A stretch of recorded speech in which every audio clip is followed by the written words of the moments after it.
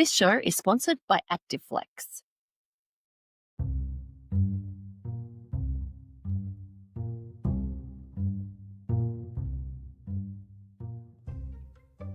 Today's episode is one that will stay with you long after you've listened. My guest, Alexander Robibaro, has lived through some of life's darkest battles: childhood trauma, drug addiction, and the pain of losing his children. But his story, it doesn't end there. Alexander fought his way back. He reclaimed his role as a father and found profound healing. He now helps others transform pain into power and trauma into strength. This is a conversation about survival, healing, and resilience of the human spirit. Alex is now the business owner of Elevated Being, and he's a nervous system reset coach. Welcome, Alexander. Blessings, blessings, blessings. Thank you for having me on.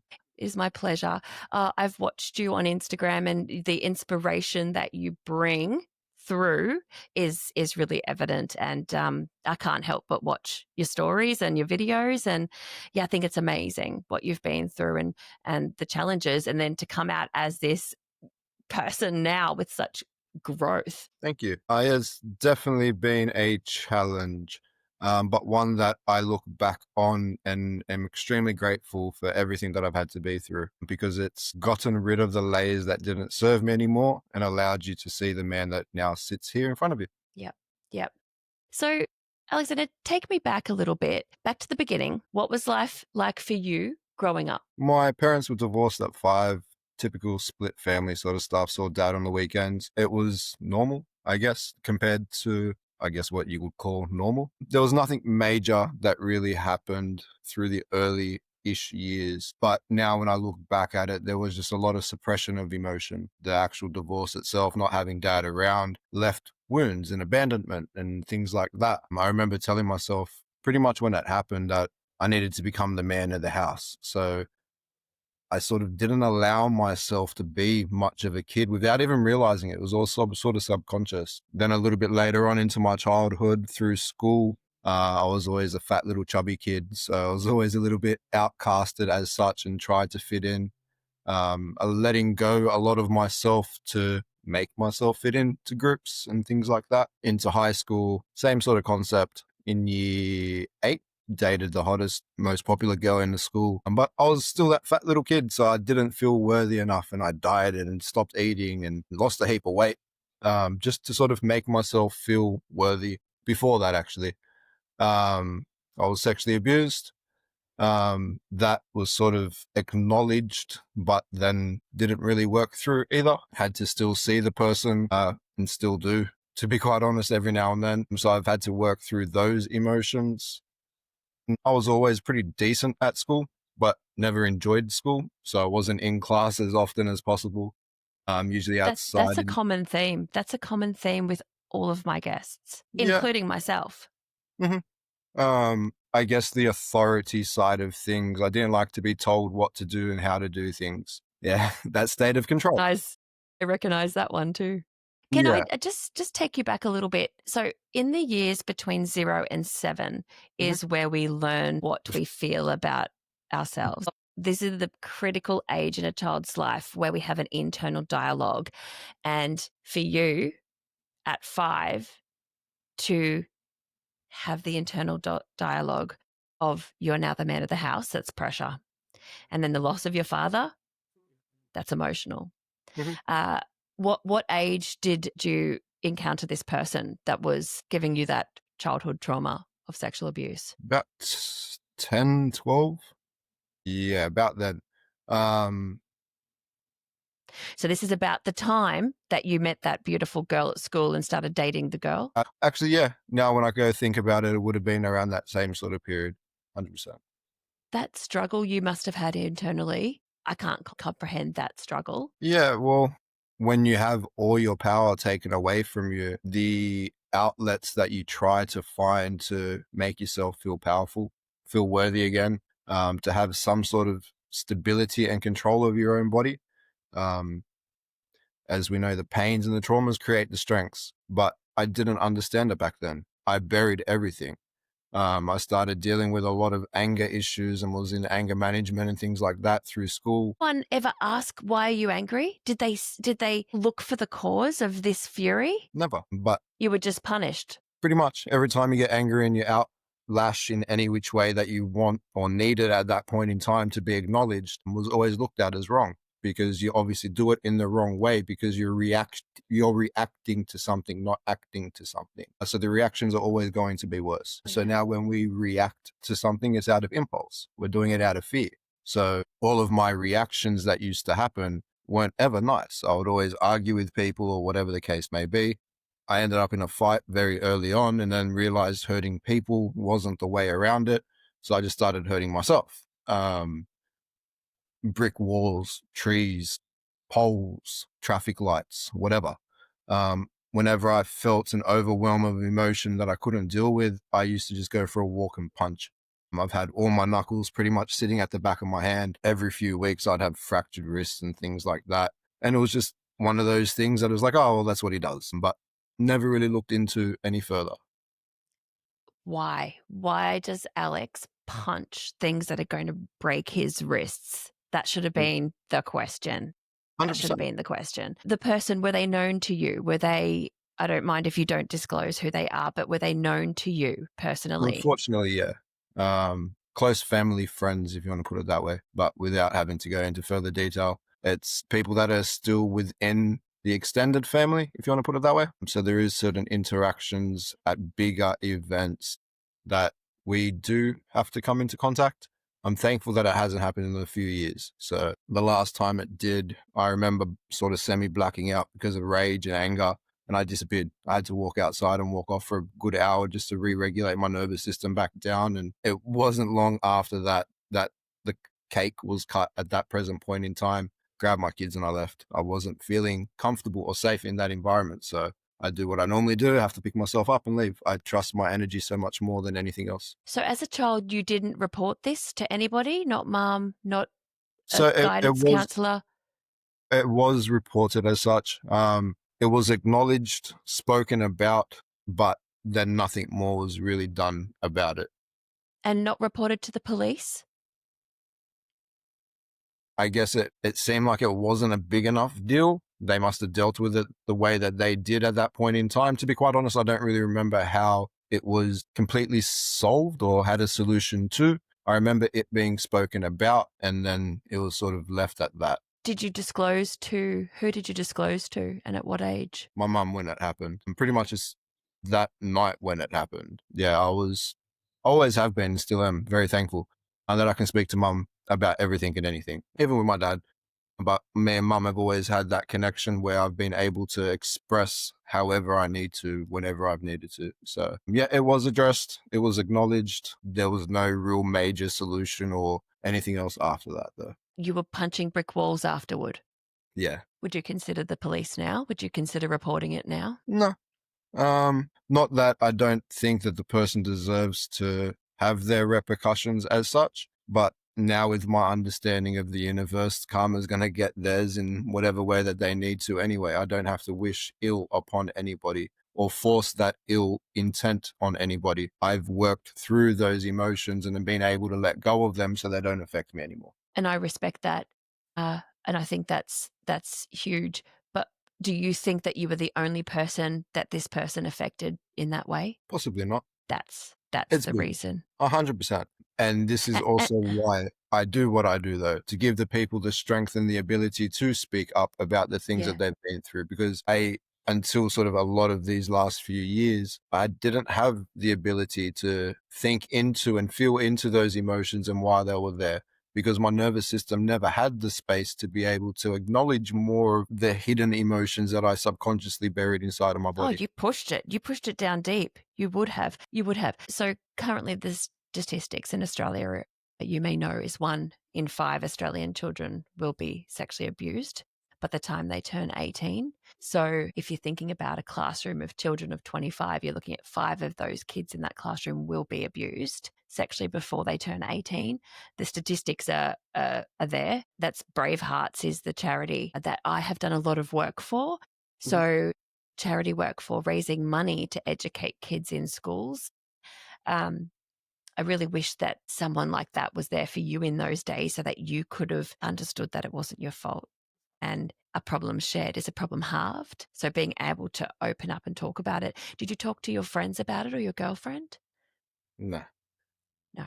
It was never spoken about again ever until these last few years, where I guess explaining and expressing my story a little bit further, it's never really needed to come out again. It was never needed to be readdressed in that way. But with this recent restructuring of my business and the things that I've been going through over these last few months, I don't like using the word ego death. I call it a shattering of my identity. I get too big for the box I put myself in. So I knew that this new chapter of me demanded a lot more of me in every which way. So this being able to express and speak openly and more vulnerably for people to hear and listen is a lot more of what I need to be able to do. So I'm now creating programs and bits and pieces for this to happen, and now putting myself out there a hell of a lot more to be seen in different ways and heard for the people that need to hear it. And that is why you've called it elevated being. That's exactly right. Wow. Wow. So you're one of the lucky ones, I will say. You haven't told me about your journey yet. We only know about your childhood. So we know how your early life childhood trauma shaped those early years. Was there a moment when you realized that you had lost control? Not early on in those earlier years. It would have been more so once I left school. I left in year 10, pretty much after my last exam in year 10. Started working for a furniture warehouse company, unloading and loading containers from China. So physical work, physical work. I've always been a physical person. So dad's a Yeah. bricklayer, concreter by trade. So ever since I was strong enough to carry a bucket of something, I've always loved being on site. I'm helping dad however I could, and my grandfather when he was alive. I'm helping them out on site and things like that. I've always loved pushing my body. That's the honest Mm. truth. And which is where that mimicked back into my gym life, which I'm very thankful for. But yeah, so things didn't really, I guess, fall apart until after I left school. Did that first job for about 10 months before I started my electrical apprenticeship. Did that for 2.5 years on paper. Started my practical side before I started my theory side. The theory side I was hopeless at, hated going to TAFE and all that sort of stuff. But I was great at what I did. And whenever I put my attention into something, I'd give it 110%. So I loved what I did. Working on a Saturday when I was covering a shift for somebody else, I stepped down off a ladder, turned around, top half of my leg spun with my body, bottom half stayed still. I snapped my knee pretty much there and then, tore all the ligaments and cartilage and things like that. I didn't feel it till about 3 hours later when it blew up like a soccer ball. Then worked on it for 3 months. Doctors didn't know how I was actually still able to walk because I literally had fibers keeping my leg together. 3 operations later, I had 2 keyhole surgeries. The second one, they pulled out whatever cartilage and ligament they could find inside of my knee still. Sent it to Western Australia, artificially grew new cartilage and ligaments. Then my third operation, they cut my leg open completely from my knee, took apart my knee, restitched in this new cartilage and ligament. Then it took me 12 weeks in a leg splint locked at 180 degrees before I could even put weight on my leg. Took me like 6 months to learn how to walk again. That's when I put on a whole heap of weight and then took myself into the gym, and that era sort of started. But losing control happened when I hurt my knee, a lot of it, because where I was building a life, because I was doing my apprenticeship and everything else and stuff like that, doctors told me, they're like, you're never going to be able to do this ever again. Go find a desk job. That's literally all your body's going to be able to take. I was around 18-ish when the extent of it happened. It was a few years. I think at first it originally happened when I was 17.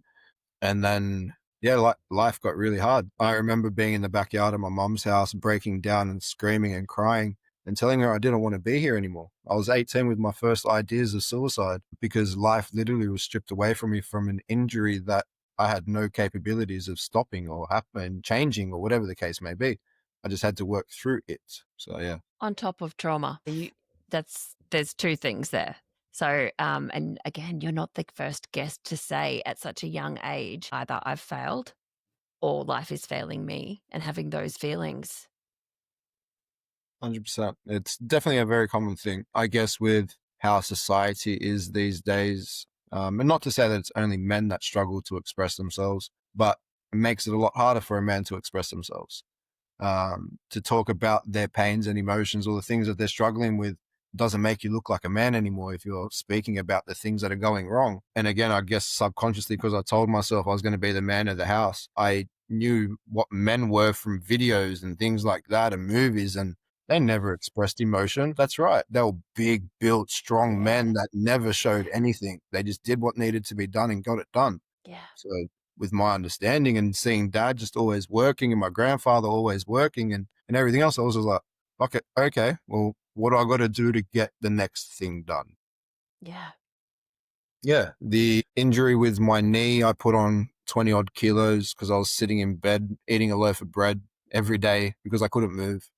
Then when I realized how fat and lazy I got, the physios and chiros at the time through my rehab, I maxed out on all their equipment very quickly. They're like, well, we can't do much more for you there. Just come in for stretching and release. So I signed myself up to a gym and taught myself how to train. I lost all the weight that I put on. And then that's what took me into the space of wanting to become a personal trainer, because what I was able to overcome and then build a body from, I wanted other people to see the strength and ability that they've got to be able to change their life. So did you rehab that knee at the gym? Pretty much. And how's the knee now? It, at my prime, I guess, in training, I used to squat 180 kilos, leg press 550, sorry. Deadlifted, my heaviest was 220. So when doctors told me I couldn't do anything, I made sure I did everything in my power to prove them wrong. Oh, God, yeah, you did. Yeah. That's an incredible feat right there. And so what about substance abuse? When did that enter your life? At which time? I started drugs before I was 18, mild sort of thing, smoking weed, taking pills and things like that. I started clubbing at a young age with a fake ID and things like that. I wasn't in the best space at a younger age. I started and stopped a couple of times. And then when I started taking my training seriously as a personal trainer, I realized that the efforts that I put in during the week and put on whatever weight that I was putting on the weekend when I went out and partied and drank and everything else, it was irrelevant. Like it just took away all my gains. So then I went sober for 5 years while I started competing and prepping for shows and taking my personal training career to another level, I guess, if you want to take it that way. So marijuana and pills, so ecstasy? Yeah. Yeah. So I was a little bit too old for that scene. So marijuana was absolutely prevalent Mhm. when I was growing up. I think everywhere I looked, and it was a good checkout. So if life hasn't been so great, it's a checkout for people. Pills, yeah, they didn't come in till I was about 20. And yeah, I didn't have the pills, but there were other drugs around. Never saw, I'm the north side of Brisbane, never saw cocaine, never saw any of the harder drugs. It was mostly just, like you say, marijuana. So then what happened after that? You got off those, and then what happened? This podcast is supported by our friends at ActiveFlex, the Australian pain relieving gel designed for long lasting relief for painful muscles and joints. Always read the label and follow the directions for use. If your symptoms persist, please seek advice from a healthcare professional. You can shop online at Chemist Warehouse or simply search ActiveFlex Gel. Took my personal training career and all that sort of stuff pretty seriously. Got off all drugs and then started abusing steroids, which was the next thing. On and off that for a few years, but with the intention to become the best physical body that I could be, because I was taking my bodybuilding career for what it was. I never expected to be a pro athlete or anything like that, but I prepped every year to be better than I was the year before. That was my biggest thing. I needed to beat the conditioning. I needed to beat whatever weight I was, but also find a way to do it easier for my body. So I didn't stress myself out. I was running multiple businesses at the time, and then prepping for shows on top.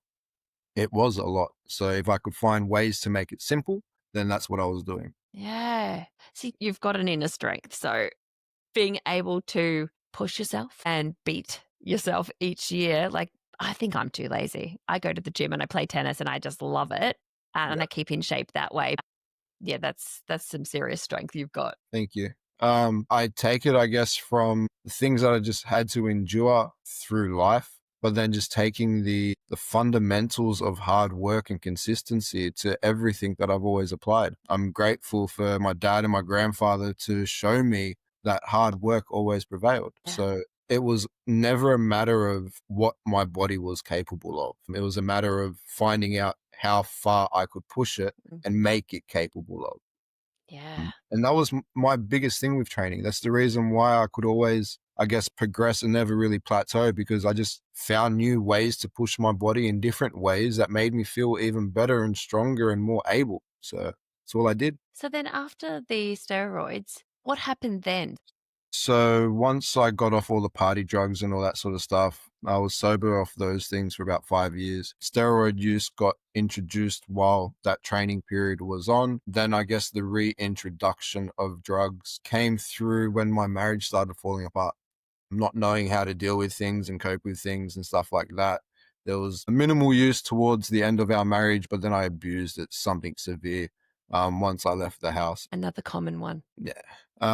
Now again, looking back at it all and now understanding it to deeper levels, it's just pure weakness. I wasn't strong enough to be able to acknowledge my thoughts, feelings, and emotions that needed to be acknowledged. So that way I didn't have to feel the way that I felt. Having a line of coke, putting a couple of bags up my nose in a very short amount of time was so much easier, and it numbed not only my body, it numbed my mind and numbed It's my that heart. checkout.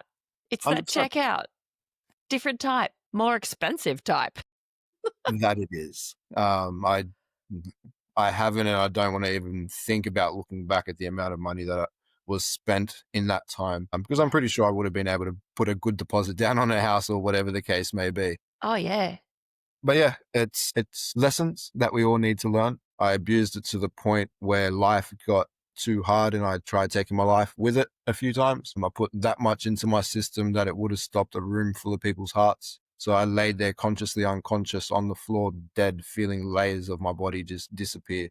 Um, and then when you realize that you can't kill yourself a couple of times and you feel even less worthy that you can't even kill yourself, it's like, okay, so what do I need to do to feel okay? And that's where I sort of found breath work and everything else that led me to this now space of my life. Was that rock bottom for you? On the floor, consciously unconscious, was that your rock bottom? That and not having my kids. So when I first got divorced, I saw my kids, I think it was for about 10-ish weeks.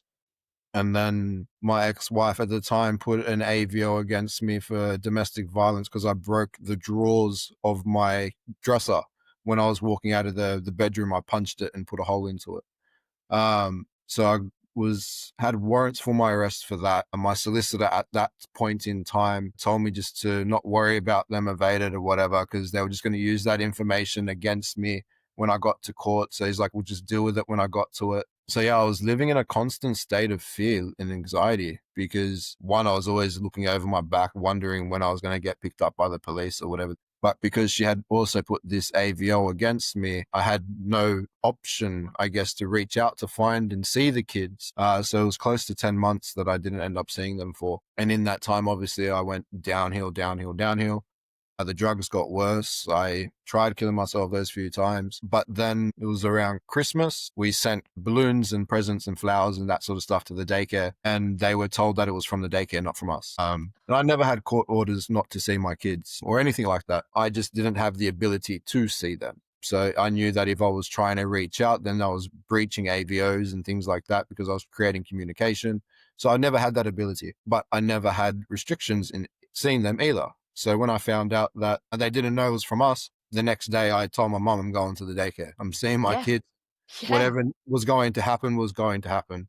Yeah. I remember her telling me that she saw something in my eyes that she knew she wasn't going to be able to stop me. So she drove me there. I saw my kids. We were there for about 10 minutes. I had called the daycare before we went in to tell them that I was coming, give them, I guess, the respect that they deserve as well.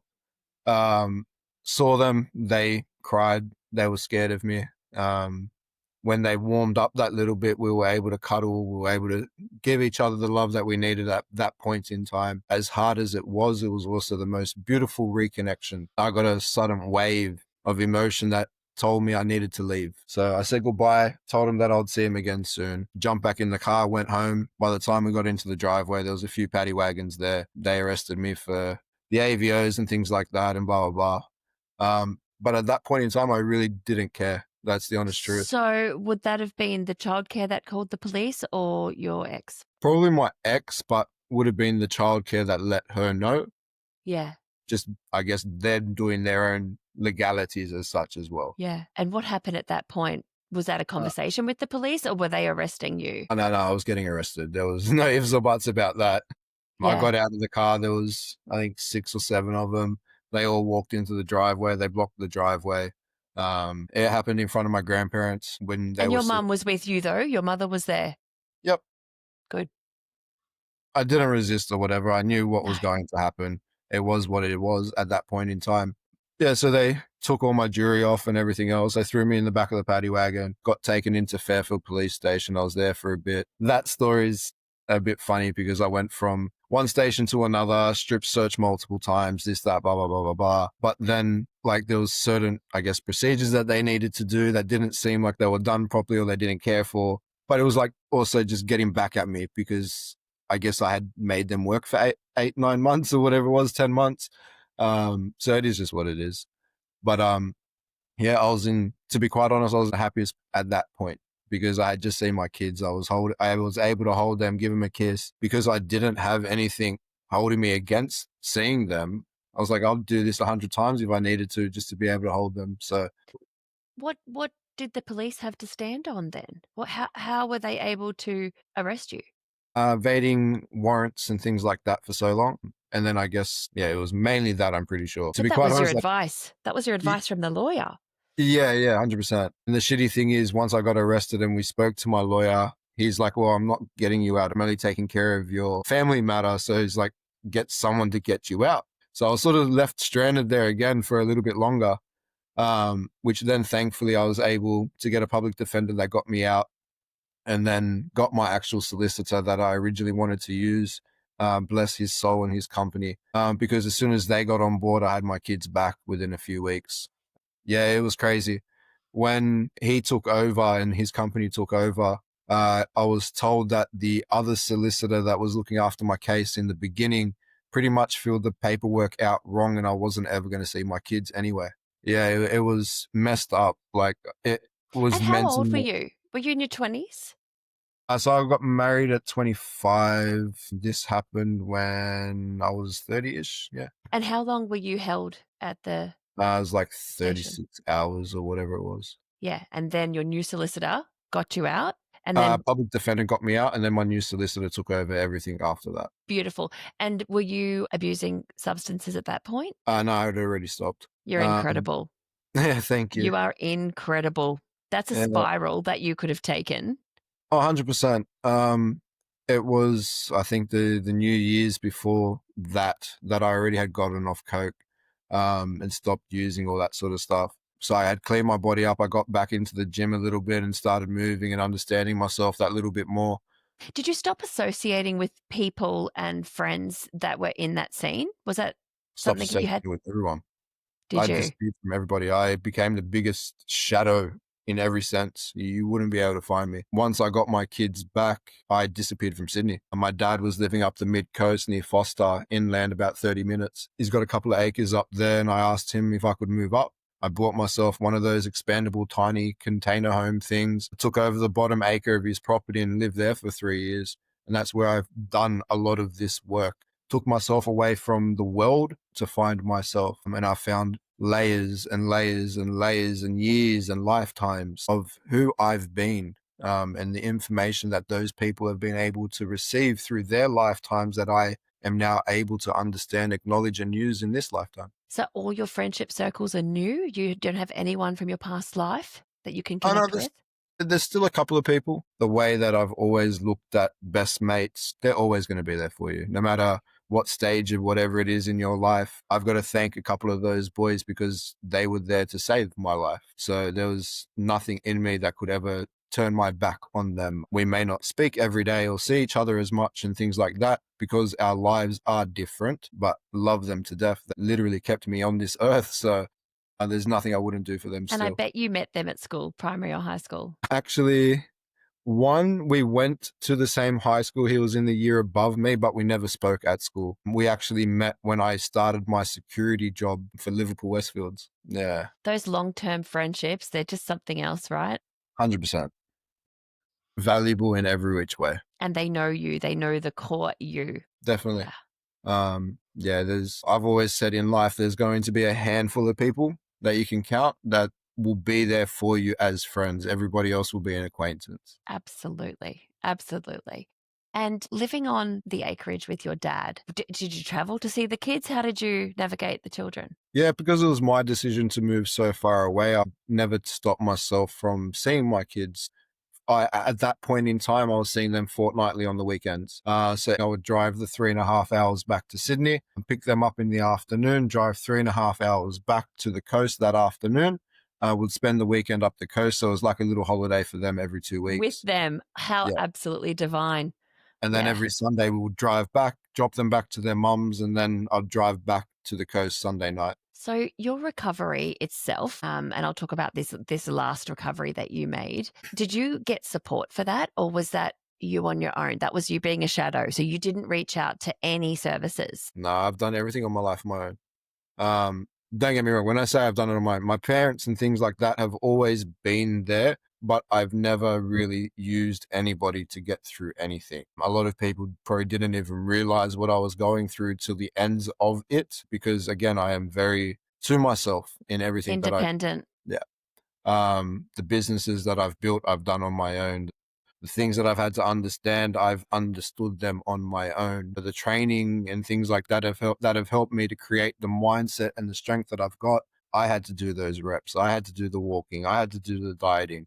I've done it all on my own. And that's what's helped me understand that if we don't have our own back, then what do we really have at the end of the day? So I've needed to make sure that my self-worth for myself was always the highest and always is going to be the highest. You're amazing. You are amazing. Thank you.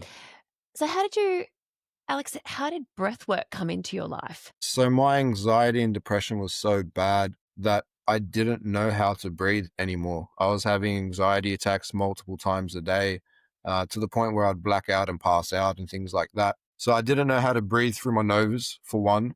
So when I was breathing through my mouth to start with, it would literally get stuck at the tip of my throat. So I just taught myself to breathe that little bit lower, jumped on YouTube like everybody does and just found regulation, breath work, box breathing, things like that, and started doing that to teach myself that my breath was able to calm me back down. When I was able to use my breath to regulate my nervous system to a point where I was comfortable enough to feel an emotion, I allowed that emotion to come up. Once you try killing yourself a couple of times, there's no real feeling or emotion that is scary enough to stop you from feeling into it. That's the honest truth. So yeah, regulation breathwork became a big part of my life very, very quickly. But then I needed so much more. It wasn't enough. Like everything else that I do in my life, I try to fast track the process and understand it really quickly. So again, jumped on YouTube, regulation breathwork, took me to holotropic breathwork, and found those 15, 20-minute videos on YouTube where it's, oh, release DMT, tap into subconscious states and whatever. Didn't have any idea of what it was. What's DMT? What's DMT? A molecule that our body releases on a very minuscule amount, which creates your imagination and the reality that you live. But it's also a substance that can be used as a psychedelic to tap into altered states. But our And body it's produces natural. it. Yeah, our body produces it normally. But when we tap into holotropic breath work, the way and styles of breathing is there to, one, flood the body with oxygen. And when we flood it with oxygen, it increases the amount of DMT that's released. So we're able to tap into a subconscious state and find the things that we've been subconsciously burying. There is people that when they allow themselves to go deep enough, they can go out of body and things like that, which is completely safe because it's your breath that takes you there. Can So you yeah, do that? Can yeah. you? Mhm. That's what I started with. So when I found these videos, I didn't know anything about it. They were 15 minutes long and I was like, okay, cool, let's just do it. I did them like 10 times a day, every day, because every time I did it, I just felt a little bit better. At that point in time, I didn't realize what thoughts, feelings, and emotions were coming through. I just felt something disappear and I felt better for it. But I had no idea about integration. I had no idea about journaling and all that sort of stuff at that point in time. So I was doing, let's call it 6 sessions a day of these 15, 20-minute breathwork things, 7 days a week. And I was just like, I need more and more and more. So then I signed myself up to a course, did my breathwork course, became a facilitator. And yeah, everything else from there just sort of flourished and evolved. And You were a man on a mission. When you say integration, do you mean past trauma integration? Is that what you mean? well, integration, I guess, in many facets, the traumas that will be acknowledged through the breath work, but then also being able to sit with it, to feel why it's come up, where it came up from, your ability to release it. So whether or not you needed to cry, scream, or whatever, but then understand the space that you've created within your nervous system after you've been able to release it. So So you don't acknowledging, mean subconscious. You don't mean subconsciously. You mean face it full on. I work on every level: physical, mental, spiritual, energetic, all of them. I connect all of those realms together to create the reality that you live within. That's plain and simple. We can't hide from any facet of ourselves, and whether or not it's the physical, the mental, the emotional, or whatever. We can mask. We can mask, but it comes out in other ways. Which is what that is. That's my kabuki mask, because we wear masks Oh to wow. hide from the things that we don't want to be able to see or acknowledge or feel into, because Yeah. that mask made us feel safe. Yeah. So this is a reminder of all the masks that I've needed to take off to become who I am. And again, no matter how far along in our journey we are, there's always going to be more that we need to acknowledge that little bit deeper, release Yeah. that little bit further, and Yeah. crush those parts of our identity that no longer serve us. And level up. Elevated being. Elevated being. That's all I keep thinking. This podcast is supported by our friends at ActiveFlex, the Australian pain relieving gel designed for long-lasting relief for painful muscles and joints. Always read the label and follow the directions for use. If your symptoms persist, please seek advice from a healthcare professional. You can shop online at Chemist Warehouse or simply search ActiveFlex Gel. What would you tell your younger self? Let's start with 5 years old. What would you say to him now about the life you lead if you met him? To always know your strength and that things are always going to work out. What about your 13-year-old self? Don't try to fit in. You were born to fit. You were born to stand out.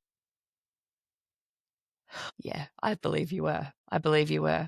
And it's one of the things that drew me to you online, of course, because I'm up in Brisbane, was the way that you are able to share so naturally. And as a male, that's unique, that's fresh.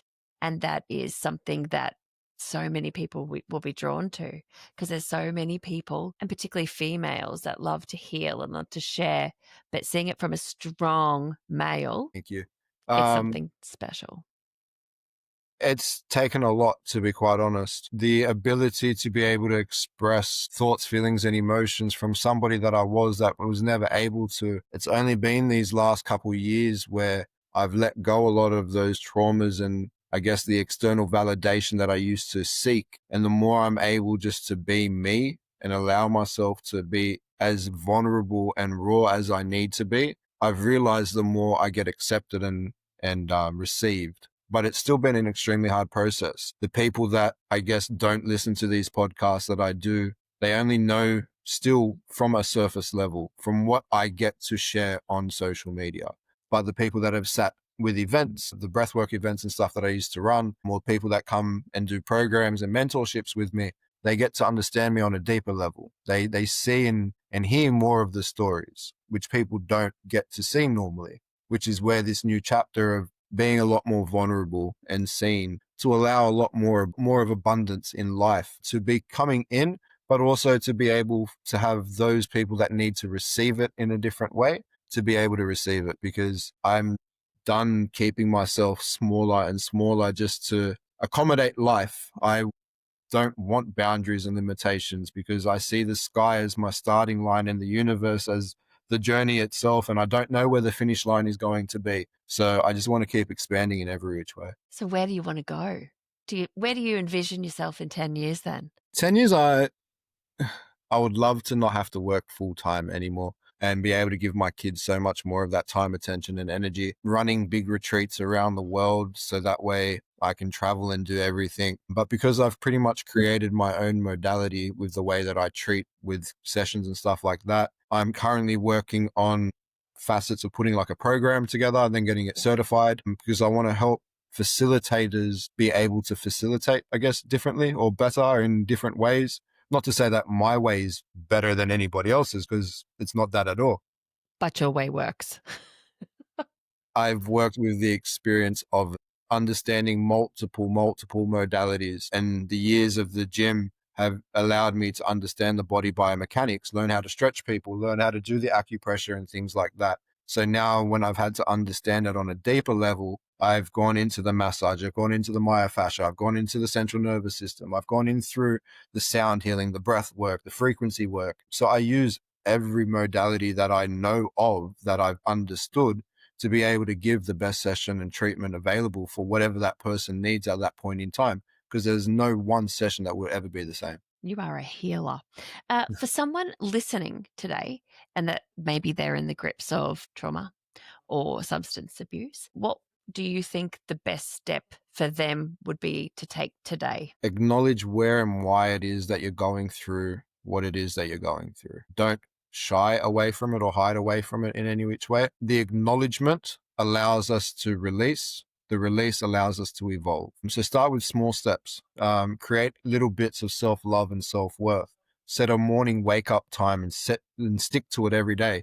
And put yourself in a cold shower. Set yourself some affirmations that you do every morning. Create little bits of consistency that when that consistency becomes easy, create more. And then create more, then create more. Again, that evolution process, the elevated process, is just putting something in your journey or in your direction, in your path, that then becomes simple, then make it uncomfortable again. Life will only consistently give you more when you are uncomfortable. When you become comfortable, it becomes stagnant. So do something that sets your structure. Once that structure becomes easy and comfortable, make it become uncomfortable again. Do a little bit more again.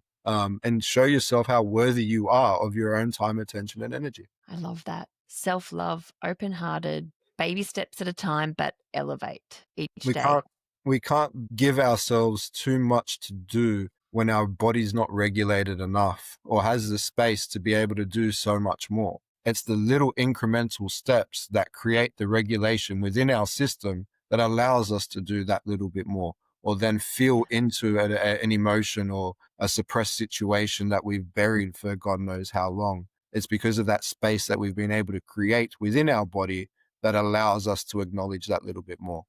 The biggest thing that I say to everybody is our internal state is a reflection of our external reality.